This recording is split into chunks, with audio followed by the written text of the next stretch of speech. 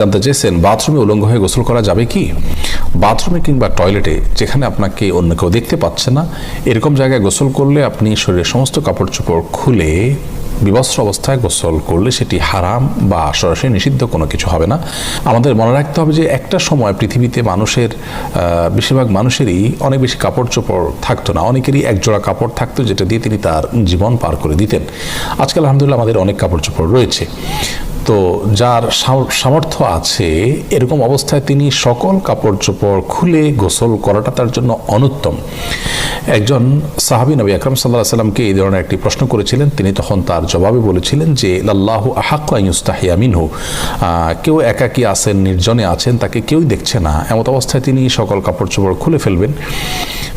এ বিষয়টি অনুত্তম, কারণ আল্লাহ তাআলা তাকে দেখছেন, আল্লাহর প্রতি তার লাজ লজ্জা থাকা উচিত অন্তত। আর এটি নানান দিক থেকে আমাদের জন্য ক্ষতিকর বটে, মানুষের স্বাভাবিক লজ্জা এটাও কমে যায়। এজন্য একান্ত প্রয়োজন না হলে বাথরুমে উলঙ্গ হয়ে গোসল না করাটা উত্তম।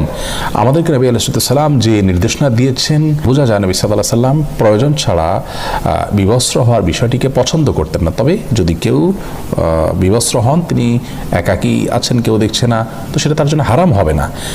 একটা হলো অনুত্তম আর একটা হারাম, দুই জিনিস। কিন্তু হারাম হবে না বিষয়ের কারণে, গুনাহ হবে না ওটার কারণে, কিন্তু অনুত্তম হলো একজন মুসলমান অনুত্তম কাজ থেকে বেঁচে থাকার চেষ্টা করবেন, কিন্তু প্রয়োজন হলে তিনি এটি করতে পারেন।